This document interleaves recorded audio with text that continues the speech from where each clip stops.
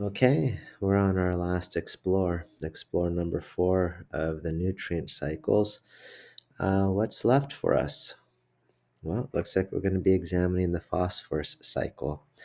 Go ahead and write down your Cornell notes. Go ahead and label it Discovery Education Living Earth 2.4.4. Go ahead and write down the essential question. What are the processes and features of the phosphorus cycle? And then tell me what you know.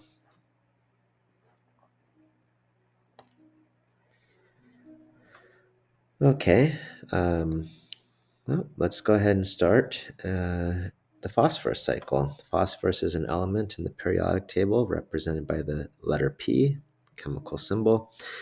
It's an important component of some of your macromolecules again. Things like your nucleic acids have a lot of phosphorus. There's a phosphate backbone in your DNA and RNA. You have your phospholipids, okay, which are a type of lipid or fat or oil. And it's also an important component of that high energy molecule that your body uses, adenosine triphosphate, ATP.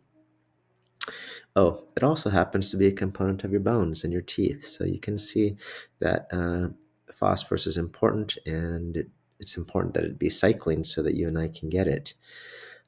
So how exactly do we get it? Right, that's kind of what we're going to drill into here. So letter B. Oops, just seems like I'm running into some problems there. Um,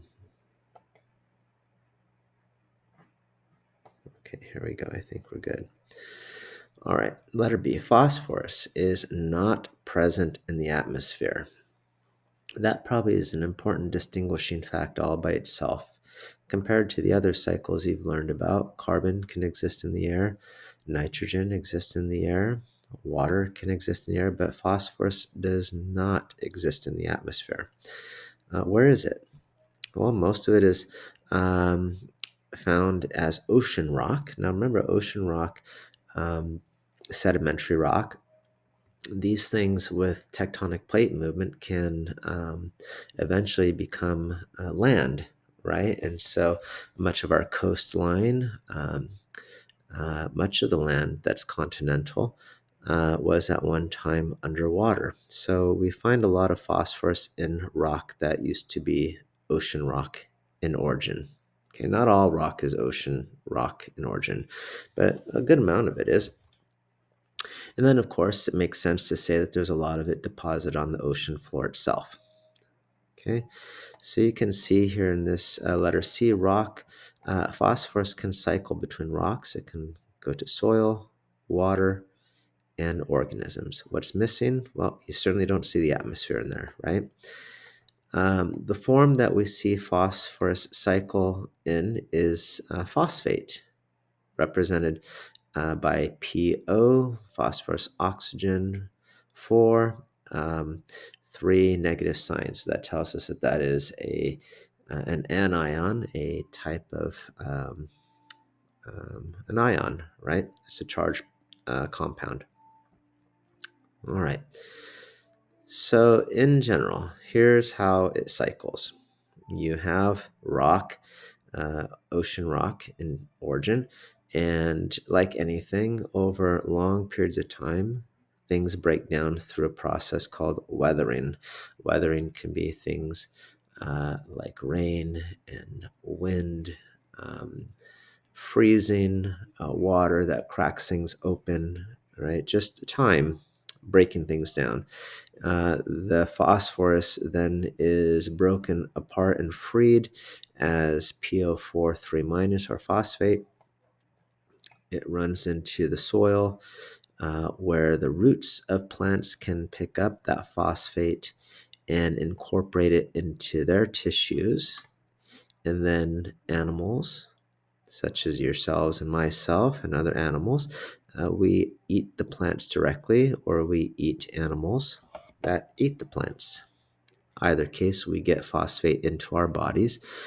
Now, we don't live forever, right? So when our bodies are dead, they will decompose. If you are buried in the ground, they'll decompose and return to the soil.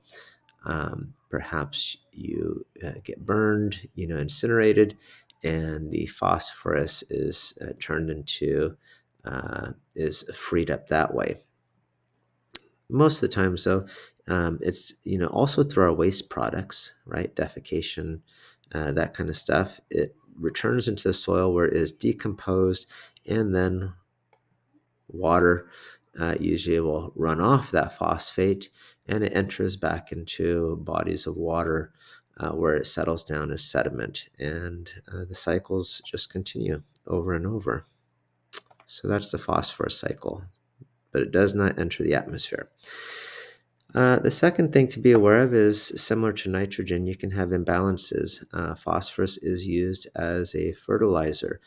Um, Normally, when you buy fertilizers, they usually have nitrogen, phosphorus, and potassium. So, phosphorus is going to pose similar problems like we saw with nitrogen. You can create imbalances in the soil, too much nitrogen, too much phosphorus, and not a balance of everything else.